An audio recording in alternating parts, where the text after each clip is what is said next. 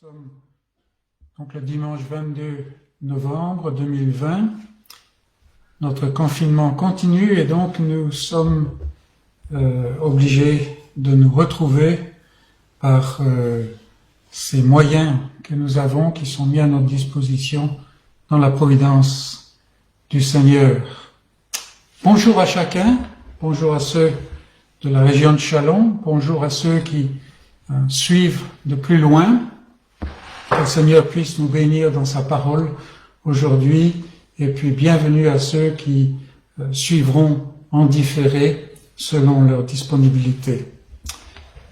Nous allons continuer notre format habituel, nous tourner devant le Seigneur pour un bref moment de prière dans l'introduction, puis nous allons regarder deux passages très brièvement avant d'aller dans notre message, notre étude de la grâce de Dieu, du dessein de grâce, de l'alliance de la grâce dans la lignée et la vie d'Abraham.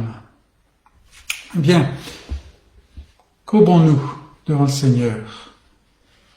Seigneur notre Dieu, au début de ces instants, ensemble, à nous pencher sur ta parole, à nous approcher de toi, nous courbons devant toi, Seigneur, dans l'adoration, car tu es digne d'être adoré. Tu es le Dieu qui est le grand Dieu, il n'y a nul autre Dieu pareil à toi.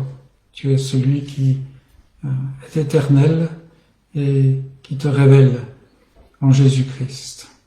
Et si nous venons ce matin, Seigneur, devant toi, ce n'est pas dans notre propre nom ou pour nous faire un nom, mais c'est dans l'humilité, sachant que nous sommes issus d'une race de péché, nous envoyons les signes chaque jour, encore, autour de nous et en nous.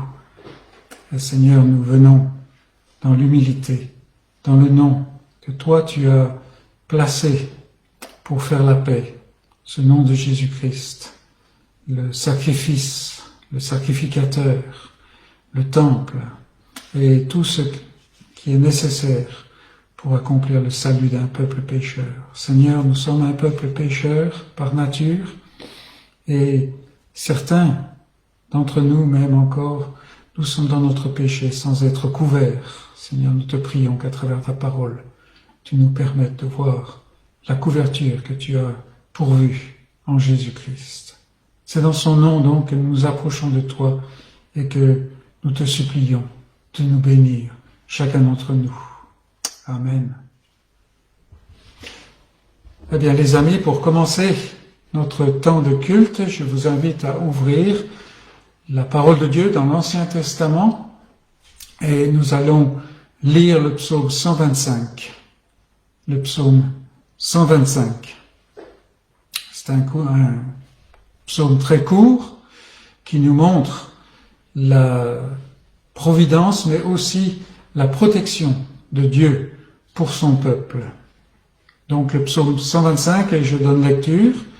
Ceux qui se confient en l'Éternel sont comme la montagne de Sion, c'est-à-dire le peuple de Dieu.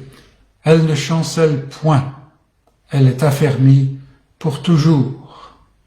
Des montagnes entourent Jérusalem. Ainsi l'Éternel entoure son peuple, dès maintenant et à jamais. Car le sceptre de la méchanceté ne restera pas sur le lot des justes, afin que les justes ne tendent pas les mains vers l'iniquité.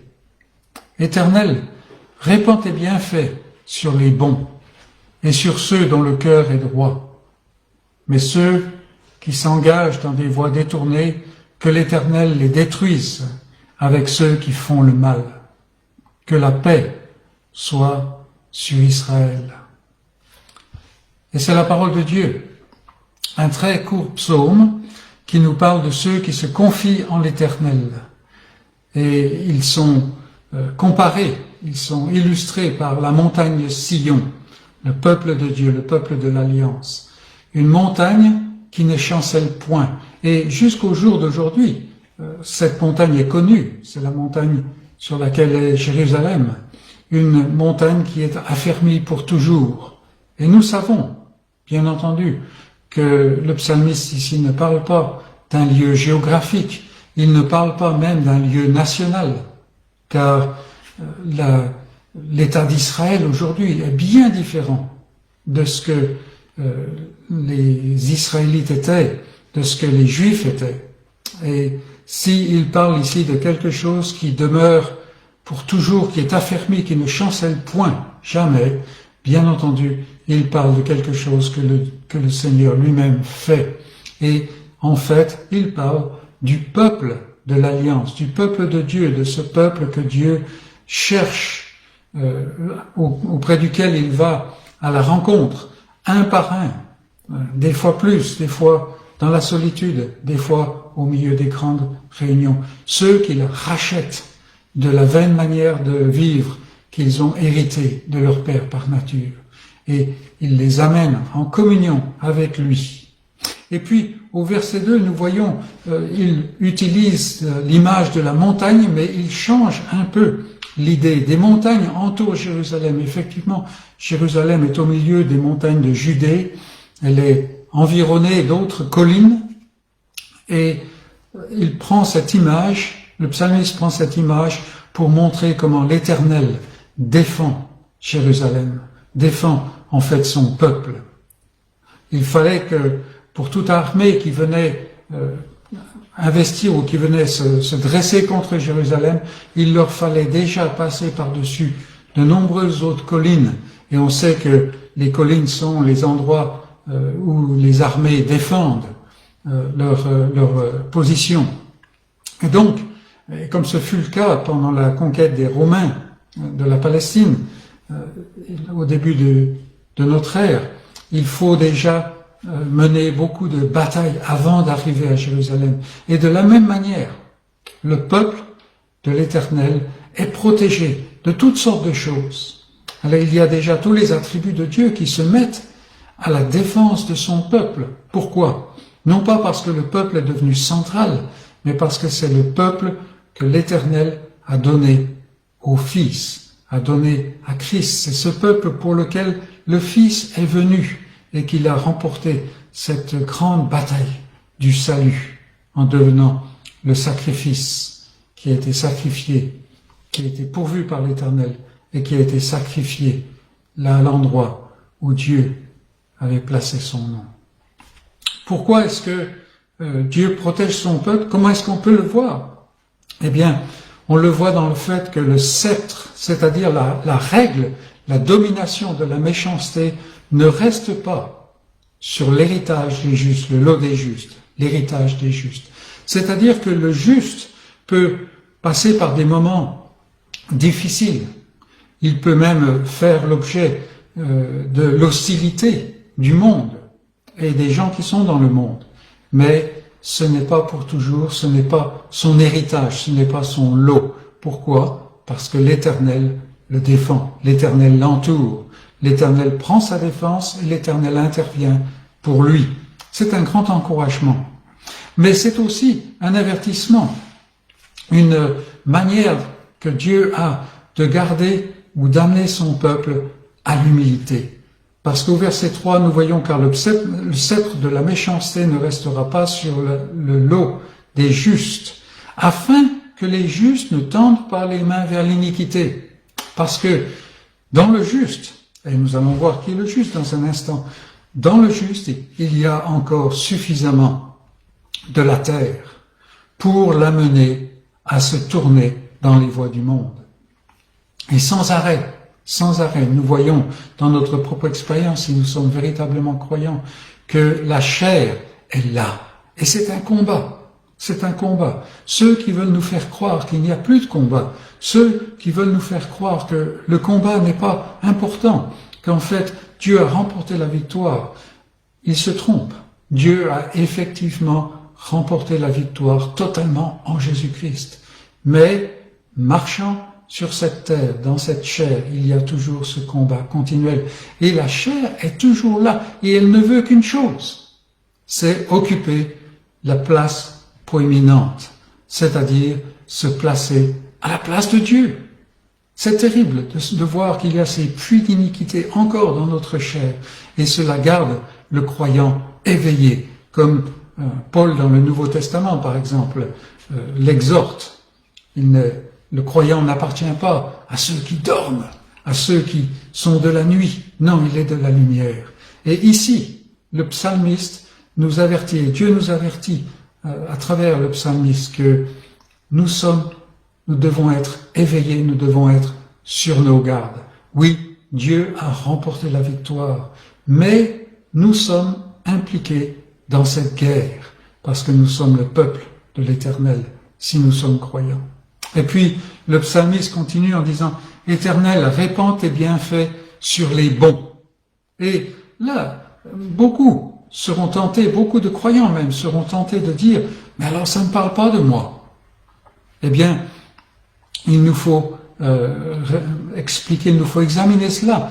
Le psalmiste va dans cette manière typique de parallélisme en disant « Et sur ceux dont le cœur est droit ». Est-ce que, mon ami, toi qui es chrétien, toi qui es croyant, est-ce que tu peux ramener ton cœur à être droit? Bien entendu, tu sais que non. Et je sais que non. Eh bien, cela veut nous dire que quelque chose s'est passé. Quelque chose est intervenu. Et nous le voyons continuellement dans la parole de Dieu. Si quelqu'un est bon, si quelqu'un est déclaré comme étant droit, juste, a été le mot qui a été utilisé un peu précédemment, eh bien, ce n'est que parce que Dieu a fait une œuvre de recréation. Et il a recouvert le croyant, il a mis dans le croyant cette vie, la vie de Christ, la vie de celui qui est juste. Et ce n'est que ainsi, le croyant, quand il trébuche, il ne va pas couvrir son péché, il ne va pas l'appeler par des noms qui lui ôtent son horreur. Non, il va automatiquement au sacrifice, à celui qui s'est offert, à celui qui a été cloué en croix, afin que le péché soit ôté. Et c'est le seul recours que le croyant a. C'est un homme, c'est une femme, c'est un jeune qui sans cesse retourne à Christ, parce que sans cesse il voit dans son cœur ce qui le détourne de la volonté de Dieu. Et il y a ensuite, bien entendu, le pendant de cela, que l'Éternel détruise ceux qui font le mal.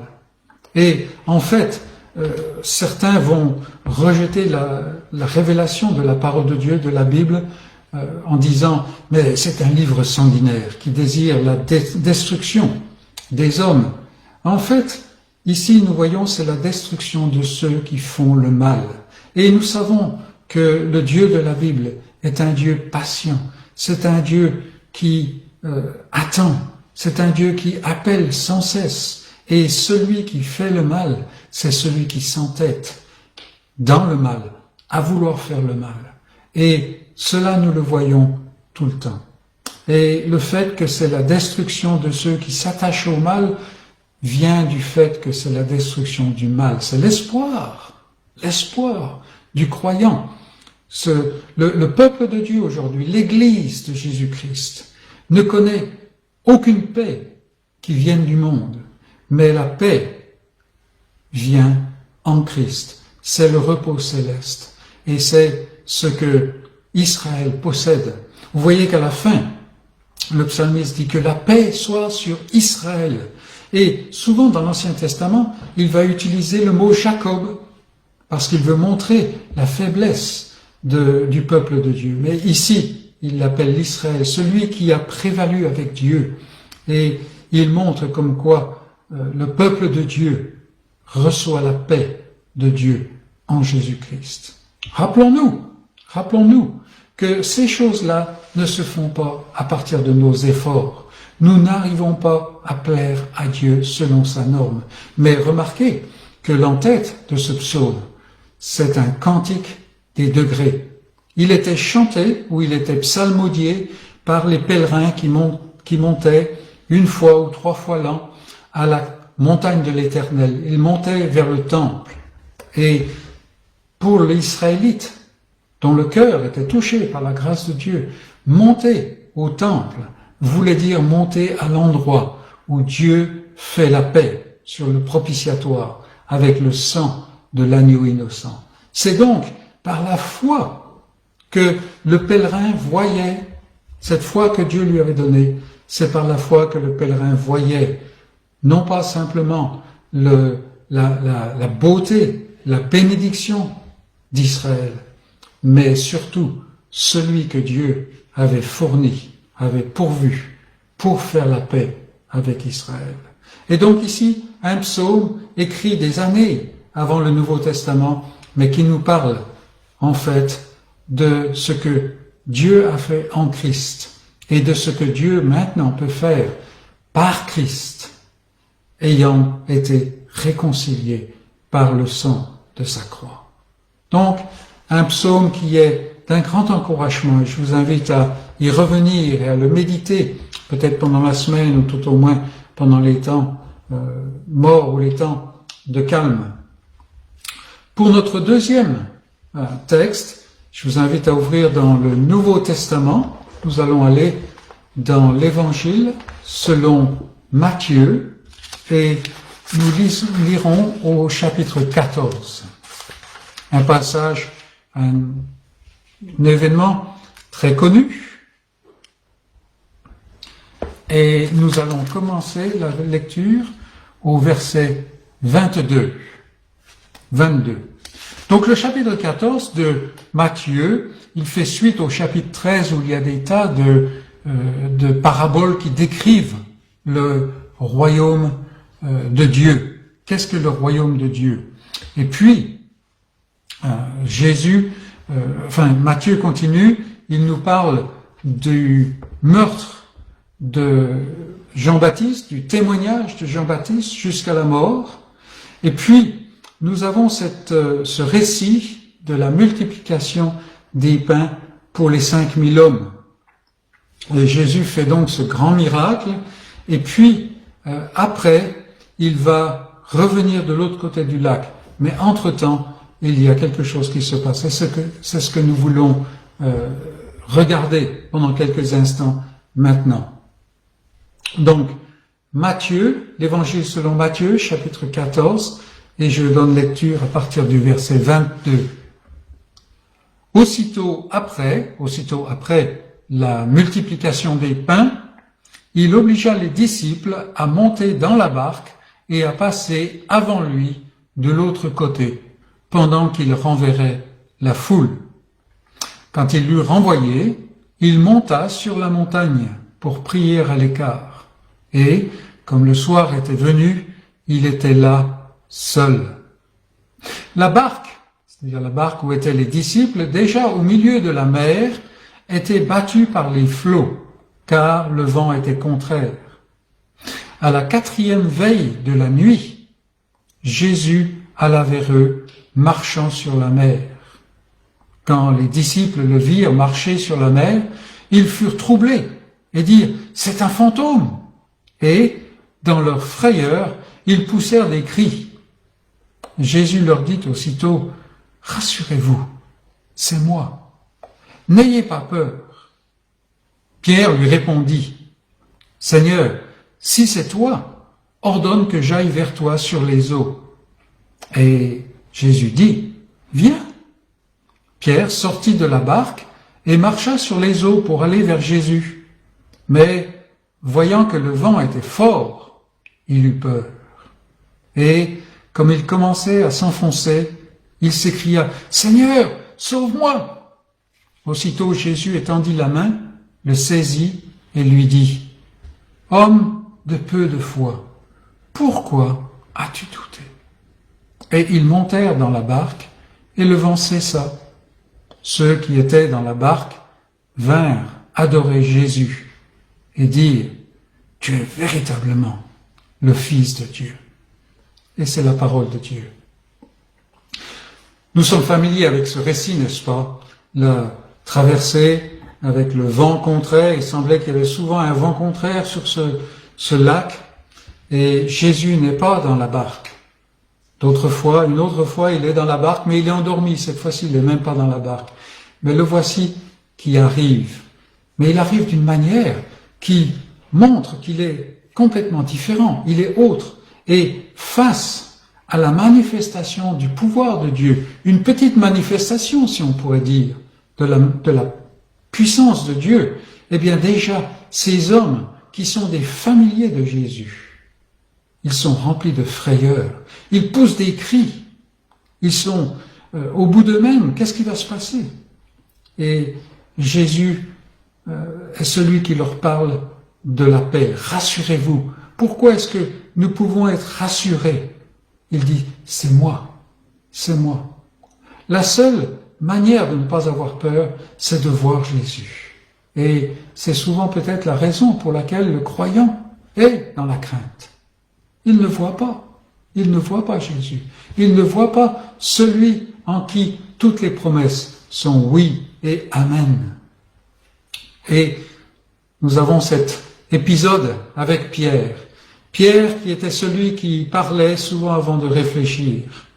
Un homme qui était vraiment plein de force par lui-même. Il n'était pas comme Jean, par exemple, qui était un homme qui semblait beaucoup plus tendre, beaucoup plus fragile au niveau personnel. Pierre, c'était le rocher, en fait. Il était bien nommé, n'est-ce pas? Et tout de suite, le voilà qui intervient. Si c'est toi, ordonne que j'aille vers toi sur les eaux. En fait, Pierre demande quelque chose d'une manière un peu ridicule. Il veut être assuré par ce qu'il voit. Et mes amis, c'est vraiment pas la manière d'être rassuré. D'ailleurs, nous le voyons, Pierre sort de la barque, selon l'ordre de Jésus, et il commence à marcher sur l'eau. Imaginez, essayez de vous mettre dans ses sandales, si on peut dire, à sa place. Il marche sur l'eau, et il a voulu marcher sur l'eau afin de pouvoir croire, de pouvoir être rassuré que Jésus est bien celui qu'il est. Mais, pauvre Pierre qui veut avancer par la vue, qu'est-ce qu'il voit? Eh bien, il voit que le vent est fort et que l'eau, la mer est secouée, n'est-ce pas? Et il eut peur. Mais voyant que le vent était fort, il eut peur. Et dès qu'il a peur, cela montre qu'il a les yeux détournés de Jésus-Christ. Et comme il commençait à s'enfoncer, vous voyez l'homme qui marchait à la réponse de cette invitation de Christ, viens, il marche sur l'eau, le voilà qui détourne les regards. On a dit beaucoup de choses au sujet du fait de détourner les regards, mais le voilà, il eut peur et il commençait à s'enfoncer. Et ces deux choses sont toujours ensemble. Peut-être qu'aujourd'hui, vous vous ressentez comme quelqu'un qui vous enfonçait. Et vous êtes en train de vous dire, mais pourtant je suis croyant. Pourtant, peut-être est-ce que ma foi est trop faible et tout ça. Oui, votre foi est faible, ça c'est certain. Comme chacun des croyants. Nous n'avons même pas la foi comme un grain de sénévé, puisque nous n'arrivons même pas à bouger ces montagnes d'incrédulité. Non, et nous sommes en train de nous enfoncer. Eh bien, que faut-il faire? Comment retrouver l'équilibre? Certainement pas en regardant le vent qui est fort, certainement pas en regardant toutes ces choses qui militent contre nous. Et il y en a.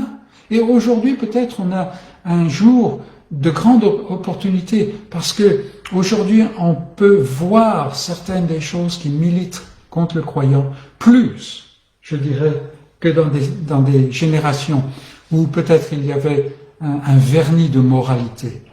Non, aujourd'hui, on le voit. Eh bien, détournons les regards. Ne cherchons pas à suivre la vue, mais saisissons-nous de cette foi que Dieu nous a donnée en Christ, par sa grâce et dans sa grâce. Et, voyant Jésus, nous pourrons marcher. Et Jésus ici, il tend la main, il remonte son disciple, et les deux s'avancent, vont vers la barque et montent dans la barque. Et puis, Jésus est dans la barque, mes amis, et aussitôt, le vent cessa. Le vent cessa. Dans une autre version de ce récit, il est dit que aussitôt, ils étaient arrivés au port. Et c'est le cas avec Jésus, n'est-ce pas? Oh oui, Il est très probable que, alors que nous sommes dans notre extrémité, que nous craignons, que nous pensons que nous allons complètement nous enfoncer, il nous saisit la main et oui, nous aurons encore peut-être des années à marcher dans ce monde de méchanceté, des années à faire face à des tas de choses qui nous sont contraires, mais déjà, il est là et le vent cesse et nous sommes, pour ainsi dire, arrivés au port. Une chose intéressante à voir, si l'homme du monde commence à voir les vagues et le vent et tout cela, alors il commence à voir le fait qu'il s'enfonce, son incapacité, souvent taché de péché, n'est-ce pas? Que fait-il? La première chose qu'il fait, il se fortifie, il s'endurcit, il dit, je vais faire mieux la prochaine fois, je vais faire tous mes efforts. Le croyant n'est pas ainsi. Et je dirais, c'est bien si le croyant ne l'est pas d'une manière consciente, mais même d'une manière inconsciente, le croyant n'est pas ainsi. Regardez Pierre, il est là avec une foi qui est fragile, bien qu'il soit peut-être le plus fort de tous les disciples.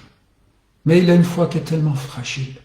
Eh bien, que fait-il? La première chose, il ne va pas faire des efforts parce que là, il est dans l'eau. Non, Seigneur, sauve-moi. Il se tourne du bon côté et il prie la bonne prière. N'est-ce pas encourageant de savoir que la vie que Dieu donne aux siens, à ses enfants, c'est la vie qui se tourne dans la bonne direction, qui prie la bonne prière. Et les voilà dans la barque. Pierre, probablement assez honteux de lui-même, mais essayons de nous imaginer. Nous sommes dans une réunion religieuse, et voilà qu'un grand miracle s'est fait. L'un de nous a marché sur l'eau, on pourrait dire, je continue l'illustration, et en plus il a été secouru. Ah, qu'est-ce qu'on ne le produirait pas? On dirait, mais regardez cet homme, comme quoi il est un témoignage à Dieu, et non pas, c'est pas ce que nous voyons dans la barque. Tous les autres disciples ne se tournent pas vers Pierre, parce qu'ils savent qu'ils sont de la même argile que Pierre. Non, ils viennent adorer Jésus. Or, ce sont des Juifs et Jésus est un homme. Non, ce sont des hommes qui sont touchés par Dieu et ils viennent à Jésus et ils l'adorent. Et comment est-ce qu'ils l'adorent? Ils l'adorent en disant ce que Dieu lui-même dit, tu es véritablement le Fils de Dieu. Tu es celui qui doit venir. Tu es celui qui va faire l'œuvre. Oh mes amis, peut-être est-ce que vous êtes en train de vaciller. Je ne sais pas. Peut-être que vous vous demandez, mais qu'est-ce qui va advenir? On est dans une incertitude tellement totale actuellement, n'est-ce pas? Eh bien, est-ce que Jésus est dans la barque? Est-ce que vos yeux sont fixés sur Jésus? Ou bien est-ce qu'ils sont fixés sur vous? Et la réponse à cette question vous donnera très probablement la raison pour laquelle vous vivez dans la crainte. Que le Seigneur bénisse ces quelques mots, ce petit moment à regarder, cet incident dans la vie de Jésus et de ses disciples. Et que le Seigneur nous fortifie, surtout qu'il nous donne cette sagesse de fixer les regards sur lui. Courbons-nous devant lui et prions-le. Seigneur, notre Dieu, combien ta parole nous fait de bien. Dans le monde, nous lisons et nous entendons toutes sortes de choses qui nous semblent parfaites, mais qui n'ont rien à voir avec la réalité. Et Seigneur, ce monde est un monde de mensonges. Et si souvent nous sommes pris par la chose, même si nous appelons cela illusion ou si nous pensons que ce sont simplement des perspectives, elles sont fausses, elles n'ont pas de réalité. Mais quand nous regardons, quand nous tournons les regards vers ta parole, nous voyons la vérité. La vérité à ton sujet. Tu es celui qui est autre. Et en ton Fils, tu te révèles d'une manière tellement juste. Tu es venu dans la personne de ce Fils. Tu as revêtu la chair humaine, mais tu n'étais pas comme. Tu étais Dieu. Tu es Dieu. Et Seigneur, nous le voyons, ce Jésus qui marche sur l'eau. A-t-on entendu parler de cela? Ce Jésus qui donne à manger à la multitude avec presque rien. Ô Seigneur, nous te voyons ainsi, mais nous voyons aussi la vérité à notre propre sujet. Et quelquefois, nous osons penser que nous avons quelque force. Seigneur, c'est dans ta grâce que tu nous détrompes. C'est dans ta grâce que tu nous fais passer par des moments où nous arrivons au bout de nous-mêmes, des moments où nous voyons que nous ne pouvons rien contrôler, des moments de frustration, des moments de déception. Mais c'est dans ta grâce, car ainsi, Seigneur, tu nous montres qui nous sommes vraiment. Et tu nous montres aussi ce que tu as fait en nous, si nous t'appartenons. Ô notre Dieu, donne-nous de toujours plonger nos regards dans cette loi parfaite, dans cette parole infaillible, dans ce miroir qui est très juste. Et Seigneur, de voir à la fois tous les bienfaits dont tu abreuves ton peuple, tout ce que tu fais, toute cette providence dont tu l'entoures, comme nous avons vu dans le psaume, ces montagnes qui entourent Jérusalem, toute ces défenses qui entourent les croyants. Seigneur, donne-nous cette assurance, cette paix qui vient en regardant à qui tu es. Car Seigneur, tu as déjà en Jésus-Christ tout accompli. Tu as couvert le péché de ton peuple. Et ce matin, Seigneur, alors que nous nous approchons de toi, alors que nous approchons de ta parole, nous t'implorons, Seigneur, de toucher chacun de nos cœurs. Des cœurs que peut-être tu as déjà touchés à salut. Ô Seigneur, combien nous avons tendance à retourner vers la chair, même à vivre simplement de manière terrestre. Garde-nous, Seigneur. Donne-nous de marcher en nouveauté de vie. Et certains d'entre nous, Seigneur, ne te connaissent pas. Certains pensent te connaître, mais ne te connaissent pas, Seigneur. Ouvre leurs yeux. Nous te prions dans ta grâce. La révélation est peut-être pénible, mais Seigneur, c'est de la grâce. Et certains, Seigneur, ne te connaissent pas et n'en ont aucune idée. Certains même s'en moquent. Oh, notre Dieu, œuvre de telle manière à ouvrir les yeux, à faire cette circoncision que l'homme ne peut pas faire, mais que toi seul tu peux faire, et que dans ta grâce tu fais chaque jour. C'est pour cela que tu envoies ta parole. C'est pour cela que tu envoies tes serviteurs pour annoncer cette parole. C'est pour cela que ton peuple reste dans ce monde, afin de faire le témoignage. Notre Dieu, aie pitié de nous. Aie pitié de ton peuple, partout sur cette terre, aujourd'hui en particulier, ou dans des myriades d'endroits, ton peuple va se réunir, d'une manière ou d'une autre. Nous voyons dans cette présente situation que nous ne pouvons pas nous réunir en personne et pourtant tu nous réunis. Ô notre Dieu, sois avec ton peuple, sois avec ta parole et sois par ton esprit celui qui perce au plus profond. Donne l'onction de ton esprit à ta parole et à tes serviteurs et touche à salut, touche pour l'affermissement du salut tout ton peuple, nous te prions, Seigneur, et fais que dans ces jours mauvais qui sont les derniers, Seigneur, nous puissions voir une fois encore la différence entre le juste et l'injuste, et que ta gloire resplendisse parmi nous, car nous te demandons Jésus-Christ. Amen. Eh bien, les amis, nous allons continuer dans notre étude, dans la Genèse, comme nous le faisons. Et aujourd'hui, nous sommes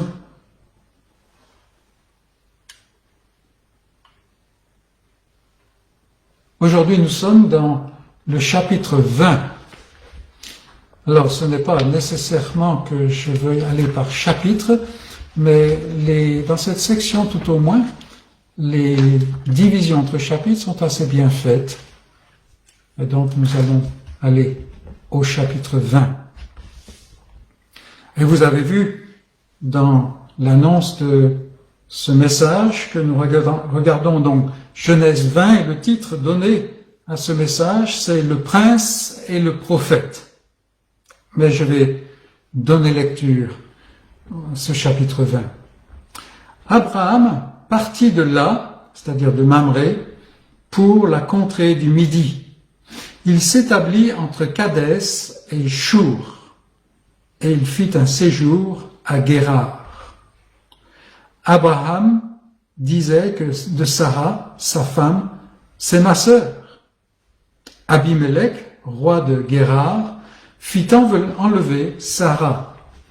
Alors Dieu apparut en songe à Abimélec pendant la nuit et lui dit, « Voici, tu vas mourir à cause de la femme que tu as enlevée, car elle a un mari. » Abimélec, qui ne s'était point approché d'elle, répondit, « Seigneur, ferais-tu périr même une nation juste?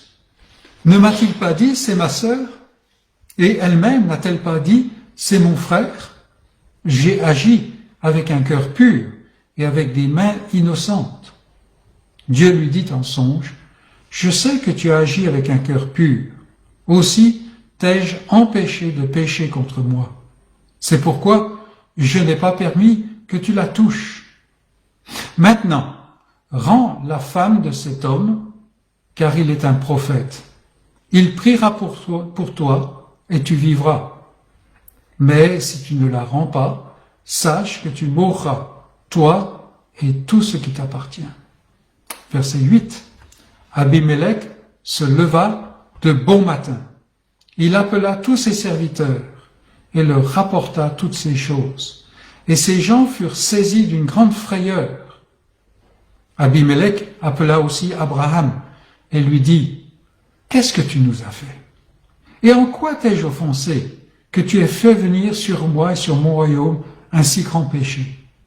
Tu as commis à mon égard des actes qui ne doivent pas se commettre. » Et Abimélec dit à Abraham, « Quelle intention avais-tu pour agir de la sorte? » Abraham répondit, « Je me disais qu'il n'y avait sans doute aucune crainte de Dieu dans ce pays, et que l'on me tuerait à cause de ma femme. De plus, il est vrai qu'elle est ma sœur, fille de mon père, seulement elle n'est pas fille de ma mère, et elle est devenue ma femme. Lorsque Dieu me fit errer loin de la maison de mon père, je dis à Sarah, « Voici la grâce que tu me feras. Dans tous les lieux où nous irons, dis de moi, c'est mon frère. » Abimélec prit des brebis et des bœufs, des serviteurs et des servantes, et les donna à Abraham, et il lui rendit Sarah, sa femme. Abimélec dit, « Voici mon pays est devant toi, demeure où il te plaira. » Et il dit à Sarah, « Voici, je donne à ton frère 1000 pièces d'argent. Cela te sera un voile sur les yeux pour tous ceux qui sont avec toi, et auprès de tous tu seras justifié. » Abraham pria Dieu et Dieu guérit Abimélec, sa femme et ses servantes, et elles purent enfanter. Car l'Éternel avait frappé de stérilité toute la maison d'Abimélec à cause de Sarah, femme d'Abraham. Et c'est la parole de Dieu. Les deux derniers chapitres que nous avons étudiés se sont déroulés à l'intérieur de 24 heures. La visite de l'Éternel à Abraham, l'annonce de l'arrivée de l'héritier, le temps de prière ou d'intercession entre Abraham et Dieu, et puis la destruction de Sodome, le salut de Lot, tout cela en moins de 24 heures.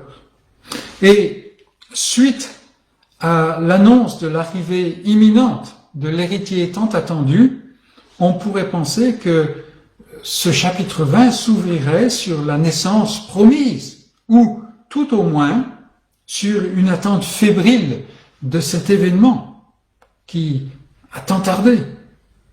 Mais il n'en est rien du tout. Comme si de rien n'était, nous lisons qu'Abraham partit s'installer pour la contrée du Midi, c'est-à-dire vers le sud-ouest de la Palestine, un lieu où il va rester pendant très longtemps, probablement quelque chose comme 3 décennies. C'est un peu à l'ouest, sud-ouest de Jérusalem maintenant. Et ce chapitre d'apparence assez anodine, en fait, a en fait posé toutes sortes de problèmes aux experts et à beaucoup d'autres gens avec eux. Et il a donné naissance à de multiples suggestions, des supputations et autres explications pour pouvoir finalement le faire entrer dans la logique de l'homme. Certains ont même été jusqu'à imaginer que les événements décrits ici se sont déroulés en fait avant les situations abordées au chapitre précédent. Quoi qu'il en est, nous ne savons pas trop. Et il faut avouer que les questions sont nombreuses, très nombreuses, questions sans réponse. Pourquoi Abraham a-t-il voyagé sachant que Sarah allait enfanter? Pourquoi pourquoi répéter l'erreur commise en Égypte une 20aine d'années avant?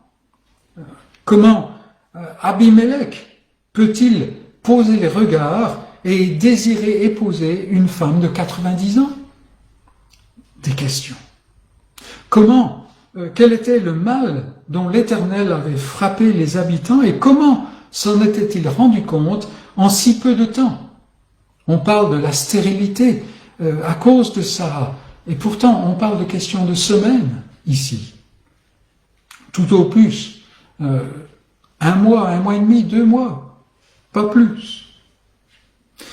Des grandes questions. Quelles étaient toutes ces choses? Et en fait, que veulent dire toutes ces interactions entre Abraham, Abimelech, Sarah dans ce chapitre? Si les experts ne sont pas arrivés à trouver des réponses crédibles, ou tout au moins universellement acceptées, alors il serait futile pour nous d'essayer de résoudre ces problèmes. Futile, puis franchement, aussi inutile. Il nous suffit de savoir que le Dieu qui ne ment pas a révélé ces choses dans sa parole infaillible et, connaissant sa sagesse parfaite, nous pouvons par la foi accepter ces choses et avoir la certitude qu'il nous donnera un jour l'explication. En attendant, il convient de se rappeler certaines réalités concernant la parole de Dieu et de les laisser nous encadrer et nous guider dans notre réflexion, dans notre examen de la parole de Dieu. Et notre sous-point ici, je l'intitulerai « Histoire et Alliance ». Histoire et Alliance, c'est un sous-point dans cette introduction. Pour commencer, il faut préciser que les événements de ce chapitre, bien que renfermant beaucoup de mystères, même encore pour nous, ces événements sont historiques. Ils se sont produits. Et la précision est importante. Elle est importante d'une part parce que beaucoup pensent à la Genèse comme en fait une histoire mythique, un conte.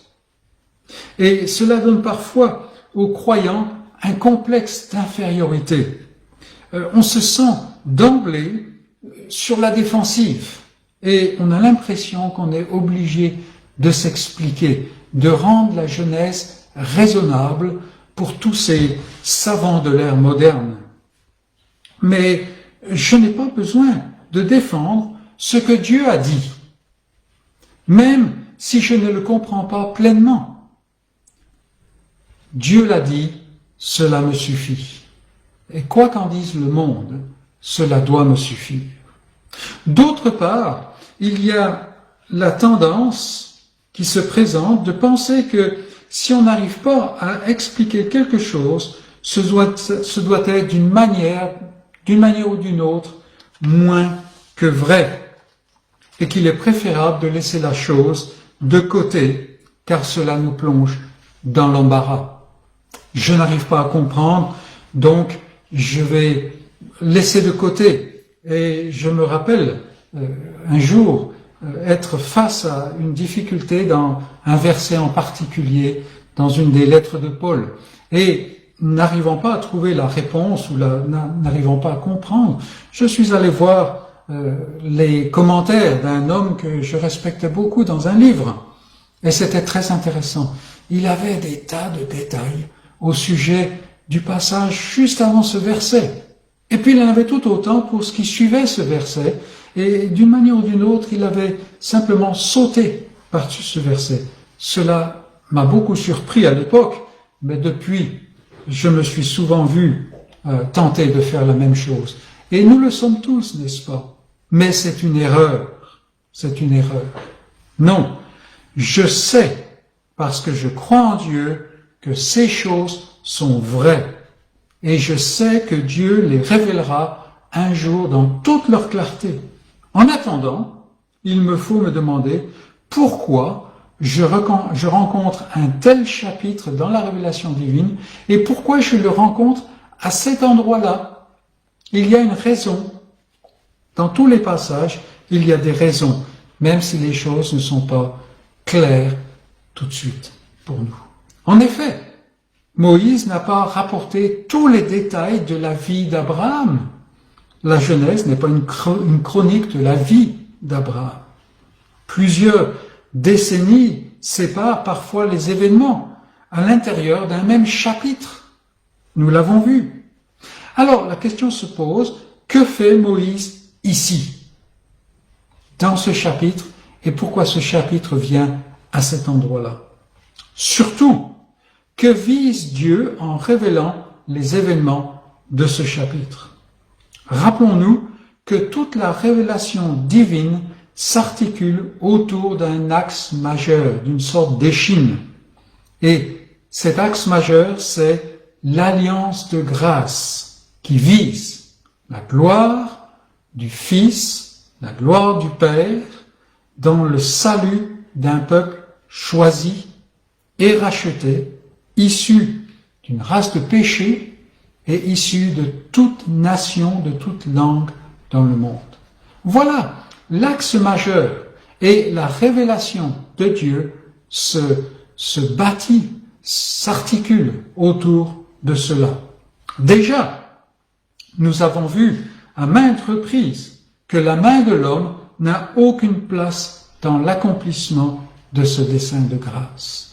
Et continuellement, nous voyons cela. C'est Dieu seul qui sauve, et Dieu sauve seul. Ici, nous voyons aussi qu'il prend soin de diriger toutes choses afin que son dessein s'accomplisse. Quelquefois, nous avons le cœur en chamade au-dedans de nous parce que, alors que nous nous attendions à voir certaines choses se produire, alors que nous pensions que le déroulement du dessein de Dieu allait aller dans telle voie, eh bien, les choses vont complètement à l'envers et on a l'impression que tout est détruit. Combien de fois déjà nous l'avons vu dans la Genèse et combien de fois c'est dans sa parole? Non, ça n'est pas ainsi.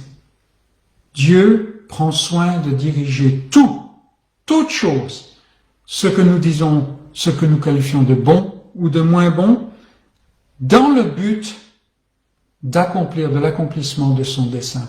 Et aujourd'hui, nous voyons des événements dans le monde, nous avons vu des choses dans le monde qui touchent peut-être des vies privées, des choses comme ça. On se demande pourquoi. Eh bien, la réponse, en fin de compte, c'est parce que ces choses servent au dessein de Dieu. Pouvons-nous les expliquer? Pouvons-nous expliquer comment ils le font? Non. Mais nous savons qu'elles servent ce dessein de grâce. La fragilité de la chair de péché ne met jamais en danger ce qu'il a décidé et promis de faire. Et ici, mes amis, nous avons un rocher sur lequel nous pouvons nous enraciner. Quoi que ce soit que l'homme fasse, non seulement le dessein de Dieu ne peut pas être interrompu, même retardé, mais dans sa sagesse, Dieu utilise cela pour accomplir son dessein. Il le fait d'une manière mystérieuse, d'une manière de grande sagesse et d'une manière parfaite. Et c'est face à un tel Dieu que nous pouvons adorer, n'est-ce pas? Non, ne pensons pas que notre fragilité peut détruire ou même simplement retarder le dessein de Dieu. Cela ne nous exonère pas, car notre fragilité vient du fait que notre race a péché et que nous sommes touchés encore par le péché. Mais le dessein de Dieu est au-dessus de cela. Et c'est merveilleux. Et effectivement, c'est d'une grande force pour le croyant, pour le vrai croyant. Il sait que Dieu agit. Et, bien que déplorant les tristes effets du péché dans sa propre chair, l'enfant de Dieu sait que rien ne peut ultimement entraver le dessein de Dieu. Quel repos céleste! Donc, des événements réels et historiques dans ce chapitre, des événements encore très mystérieux, n'est-ce pas? Et une alliance de grâce qui se déroule jour après jour, de façon inexorable, selon ce que Dieu a dit. Il y a d'autres facettes à cela, des facettes plus secondaires, et nous en verrons quelques-unes pendant notre temps ensemble. Examinons maintenant, les amis, les 3 personnages présents dans ce passage. Et premièrement, nous commençons avec Abimelech, notre premier grand point, Abimelech. Et donc Abimelech, comme pour Pharaon, ce n'est pas un nom personnel, mais cela le désigne comme le dirigeant.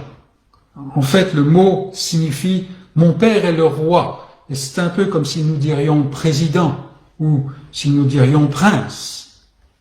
Il règne sur une partie du territoire qu'on appellera plus tard le pays des Philistins, c'est-à-dire toute la zone qui va vers la côte au sud-ouest d'Israël. Et nous lisons que Abimelech fit enlever Sarah une fois que Abraham et sa femme et tout ce qu'il possède arrive dans ce pays. Il fit enlever Sarah. Mais ce n'était pas un kidnapping. En fait, la traduction serait plutôt qu'il a envoyé une délégation pour faire venir la femme vers lui. Et étant bien entendu le dirigeant du pays, on ne peut pas refuser une telle délégation. Voilà, c'est ce qui se passe. Et comme indiqué avant, on peut s'étonner de voir Abimelech agir ainsi vis-à-vis d'une femme de cet âge. Sarah est âgée, n'est-ce pas? Dans le chapitre précédent, ou même celui avant, elle s'est décrite comme étant usée. C'est une femme qui ne peut plus enfanter. On peut donc s'étonner, et certains avancent des solutions qui sont tricotées à la mode de l'homme. Certains diront que la puissante promesse de Dieu qui leur avait été faite dans le chapitre précédent, combinée aux hormones de la conception, avait rajeuni l'aspect de Sarah, et que elle qui était belle déjà depuis sa jeunesse, eh bien avait retrouvé un regain de beauté. Bon, la parole de Dieu ne dit rien de cela. D'autres veulent trouver une solution et ils pensent que c'était plutôt de la part d'Abimelech une action qui avait une motivation politique.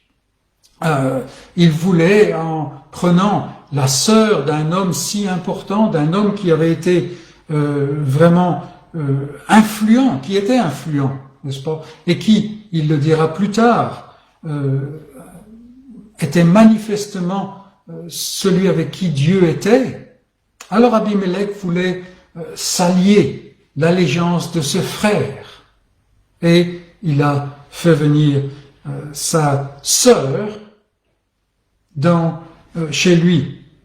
La vérité est plutôt que nous n'en avons aucune idée, sauf pour dire que Sarah se retrouve dans le harem de cet Abimelech avec la perspective de devenir sa femme. Et la grande question, bien sûr, est qu'est-ce qu'il va advenir de la promesse de Dieu? Parce que cette promesse n'est pas simplement que Dieu va donner une postérité à Abraham, mais que ce fils va venir par Sarah. Mais Sarah est maintenant chez monsieur Abimelech. Que va-t-il advenir de la promesse, de l'accomplissement de la promesse? Voilà la grande question. Et dans la situation où nous sommes ici, nous voyons que l'homme, qui est en fait l'instigateur d'une telle situation, l'homme est complètement incapable de s'extirper de cette situation. Il n'y a pas d'espoir si on prend simplement l'homme en compte. En fait, la promesse de Dieu est sûre et certaine. C'est un lieu commun, n'est-ce pas? Et pourquoi? Parce qu'il est Dieu. Parce qu'il est Dieu. Ce qu'il a promis va se produire. Et on a du mal à réconcilier ces deux choses, n'est-ce pas? Une situation inextricable et ce que Dieu a promis va se produire. Mais, comme on peut s'y attendre, voilà Dieu qui apparaît à Abimelech en songe, lisons-nous, pendant la nuit. Et là encore, nous avons certaines questions qui se posent à nous et pour lesquelles il est très difficile de répondre. Comment est-ce que Abimelech connaissait Dieu? Laissons cela de côté pour le moment. Dieu intervient et il apparaît à Abimelech en songe pendant la nuit. Si la folie ou la bêtise de l'homme met en danger la promesse de Dieu, la sagesse de Dieu redresse la situation. Et pour le salut, nous voyons un homme qui est incapable de faire quoi que ce soit. Mais Dieu intervient. Et c'est pour cela que le salut de la Bible est quelque chose qu'il faut considérer. La sagesse de Dieu redresse la situation.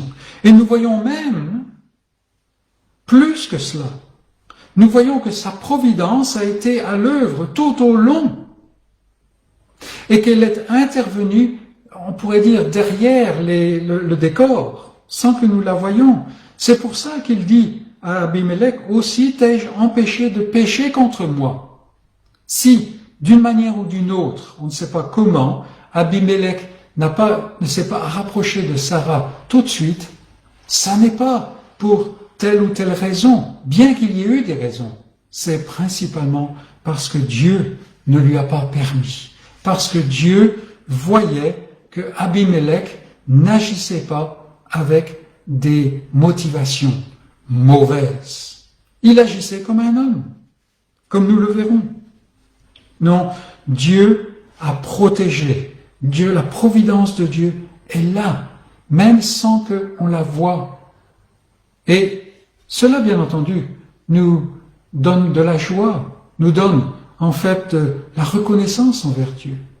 Parce que souvent, il arrange nos circonstances de manière à ce que, sans que nous le sachions, sans que nous le voyions et sans que nous le comprenions, il nous protège. Et surtout, il protège son dessein de grâce. On peut penser à des tas et des tas de situations. Et sur le moment, nous avons peut-être connu la frustration, peut-être que nous avons connu, nous sommes irrités. Et nous avons été loin d'être remplis de grâce. face à la situation. La situation n'entrait pas dans nos pensées, dans notre manière de voir. Pourquoi? Parce que Dieu intervenait et Dieu, dans sa providence, faisait que toute chose concourt à son dessein de grâce. Et donc, au bien de ceux qu'il aimait de toute éternité. Nous pouvons retirer un tel encouragement de cela. Dieu a empêché Abimelech de pécher contre lui. Alors qu'Abimelech, vivant comme un homme, était prêt à le faire. Quel réconfort pour vous et moi, mes amis. Cela ne nous exonère pas de notre responsabilité d'agir correctement. Mais nous avons la certitude de l'accomplissement de la promesse et que cela ne fait aucun doute. C'est le rocher sur lequel nous pouvons nous appuyer. Même quand, dans mes moments de lucidité spirituelle, je me sens comme moins que rien, alors, même alors, je peux me reposer dans la nature même de Dieu, le Dieu qui pourvoit, le Dieu sage, qui, lui, est plus que tout. Je suis moins que rien, il est plus que tout. Il est le Dieu dont j'ai besoin. En fait, il est difficile de savoir où se situe Abimelech au niveau personnel et spirituel. Il parle d'une nation juste, il parle qu'il a agi dans l'innocence. Qu'est-ce que cela veut dire? C'est difficile à savoir, parce que Abimelech est un païen par nature. Il est païen par nature tout autant qu'Abraham l'était d'ailleurs, avant que Dieu ne vienne à lui. Mais ne pensons pas que Abimelech c'était une sorte de bon païen, de bon sauvage à la manière dont Rousseau a voulu nous expliquer. Non, c'est un homme pécheur comme tous les autres. Mais c'est un homme. Il y a encore en lui une conscience et quelques restes de l'image de Dieu. C'est pour cela qu'il réagit comme il réagit quand Dieu vient intervenir dans sa vie.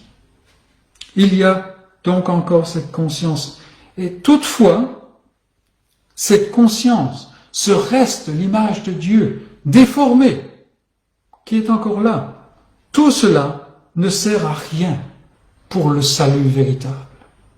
Cela peut garder une certaine forme de moralité, une certaine forme de société, mais face à un Dieu qui exige la perfection, ces choses qui sont loin d'être parfaites ne servent de rien. Quand nous voyons Abimelech se lever, la parole nous dit, de bon matin, qu'il va voir ses chefs, ses supérieurs, enfin pas ses supérieurs, non, ses princes, les gens de sa maison, et qu'il leur dit, qu'il leur partage ce que Dieu lui a dit, quand nous le voyons reprendre Abraham avec une douce fermeté. Il ne parle pas à Abraham comme Pharaon a parlé à Abraham. Quand nous le voyons couvrir la vertu de Sarah à grand prix, c'est ce qu'il fait avec tout cet argent qu'il donne à Abraham. Il couvre la vertu de Sarah. Quand nous le voyons qui ouvre son pays à Abraham, son territoire, il dit où tu veux t'installer, installe-toi. Quand nous voyons tout cela, dis-je, alors nous savons que Dieu a dû faire quelque chose dans le cœur de cet homme. Pourquoi? Parce que l'œuvre recréatrice de Dieu produit certaines choses. Notamment, elle produit l'obéissance. Et quand on voit un homme qui est dirigeant se lever de bon matin pour faire ce que Dieu lui a dit de faire, nous voyons l'obéissance. Nous voyons un sentiment de ce qui est juste. Quand il s'adresse à Abraham et qu'il lui dit « Mais pourquoi est-ce que tu as fait ça? Qu'est-ce qu'on t'a fait pour que tu agisses ainsi ?» Nous voyons un sentiment de justice. quand nous voyons une certaine mesure de bonté et de compassion, alors nous voyons que toutes ces choses chez Abimelech, et nous savons que Dieu a fait quelque chose. Il semble que, avant même la naissance du fils de la promesse, Abimelech soit un de ceux qui sont bénis au travers d'Abraham par le Dieu de grâce. C'est un de ceux qui appartient aux nombreuses nations et tribus et qui pourtant a été touché par la foi d'Abraham.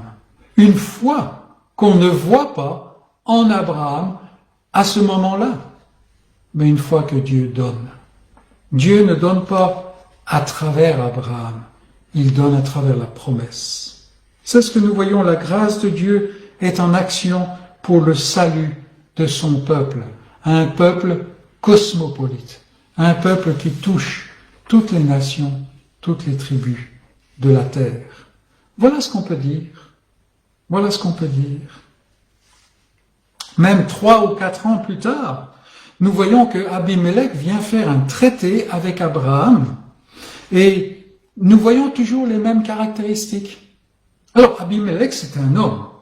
Et quand au chapitre 21, verset 22 et suivant, il vient faire ce traité avec Abraham, il le fait en chef politique. Il y a des traits de ce passage qui nous le montrent clairement.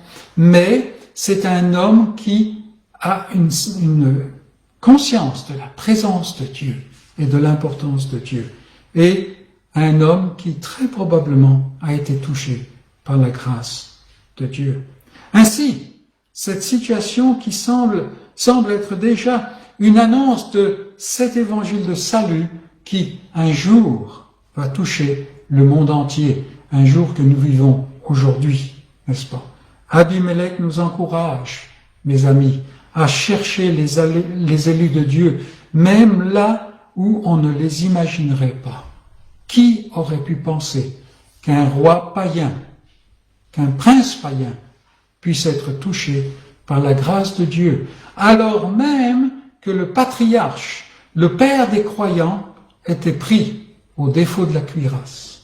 Qui aurait imaginé ça?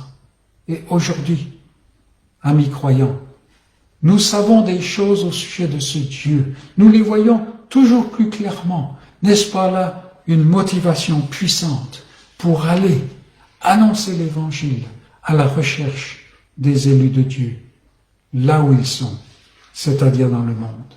Nous avons vu Abimelech, il y a probablement encore des tas d'autres choses à dire au sujet d'Abimelech. Et donc, notre étude est lancée. Mais passons en deuxième lieu à un autre personnage, et celui-ci est Abraham. C'est le deuxième personnage de notre histoire.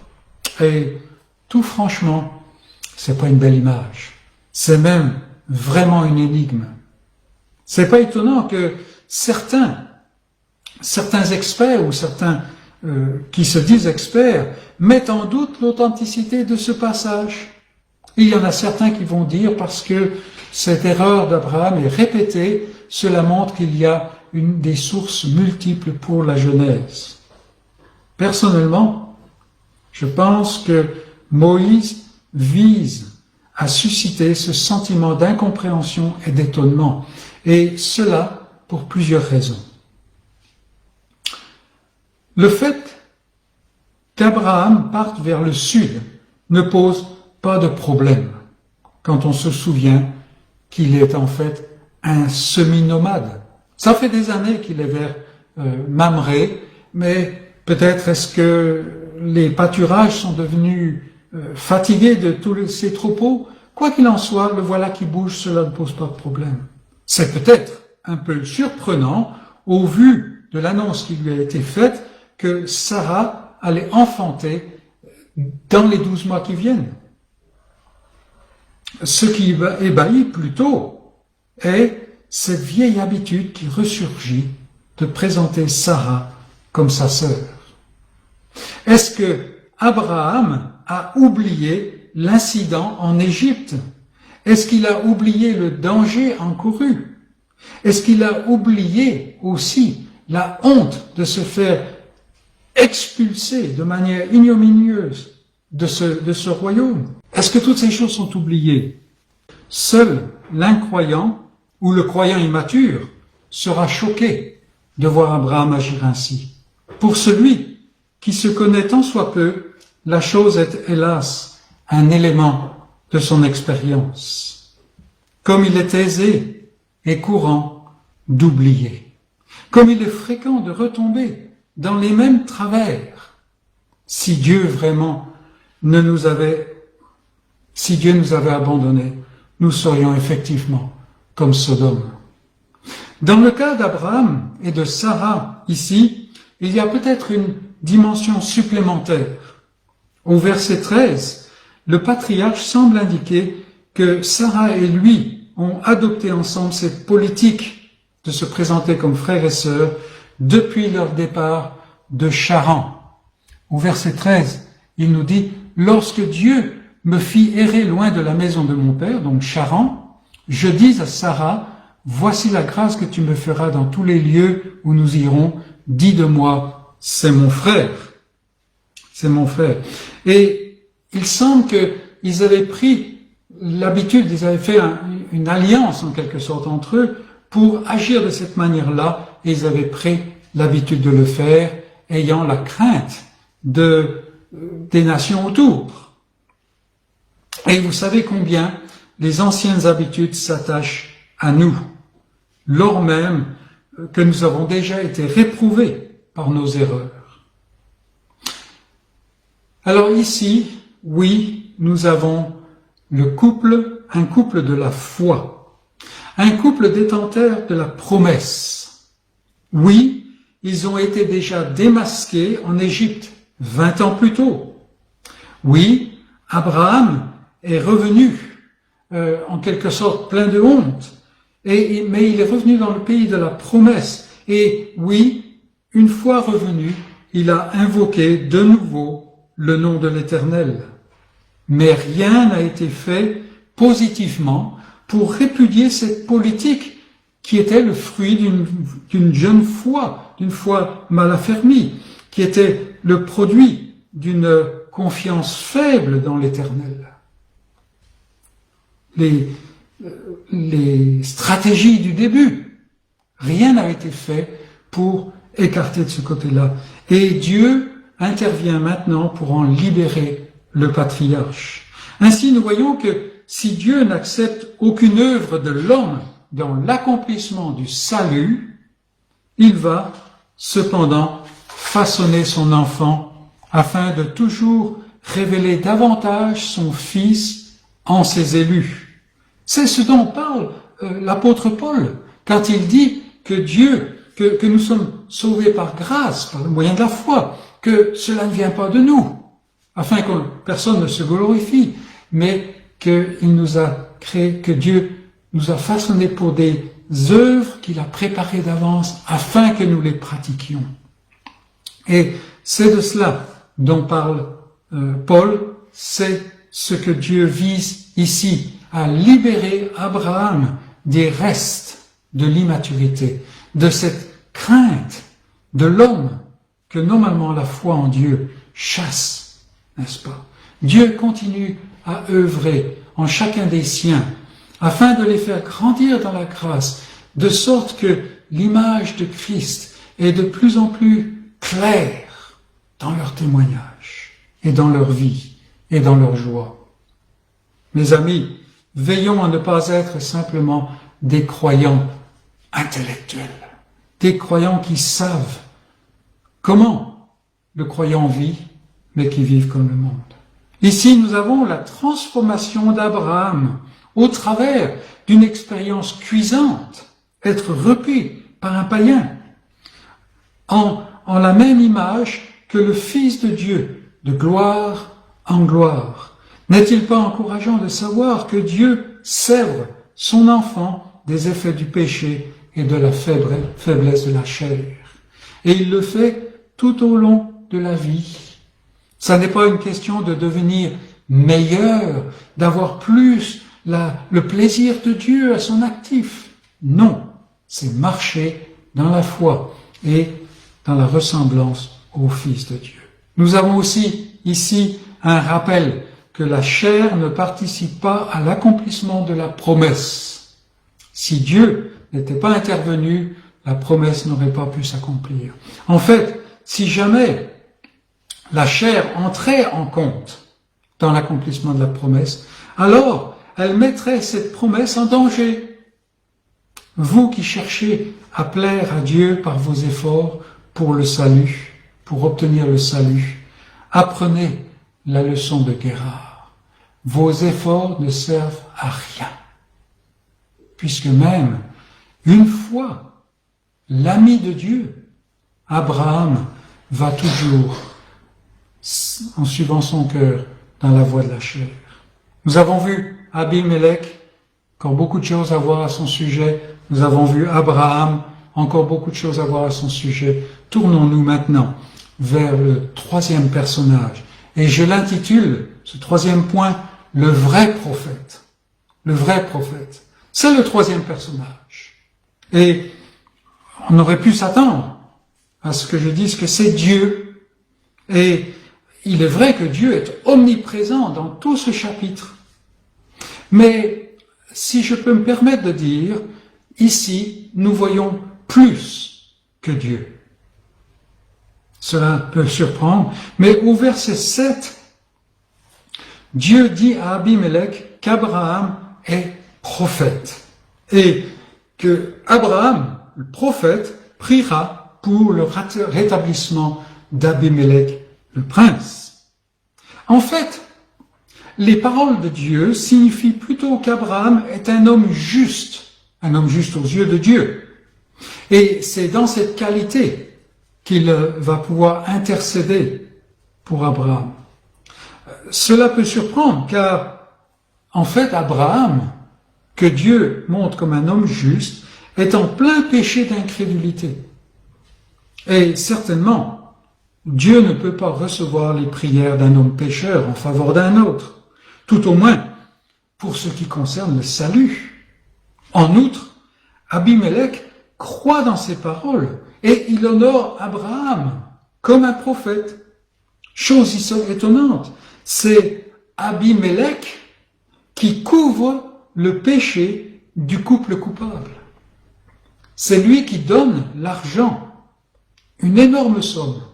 Et la manière dont il le dit, en fait, il dit « cela va couvrir cet incident ». Va couvrir cet incident. Donc, Abraham intercède, mais Abimelech couvre le péché. C'est vraiment bizarre, n'est-ce pas? C'est vraiment bizarre. Et l'intercession d'Abraham est efficace puisque Dieu guérit Abimelech. Et nous avons donc cette situation bizarre et qui peut nous interpeller. Ces signes et cette combinaison, l'un et l'autre, qui font les choses d'une manière inhabituelle et incomplète, n'est-ce pas? En fait, ces choses-là nous parlent de quelqu'un d'autre. Tant Abraham qu'Abimelech sont incapables par eux-mêmes de se débarrasser de cette situation. Abimelech peut ramener Sarah auprès d'Abraham, mais cela ne couvre pas, cela ne guérit pas son infertilité. Non.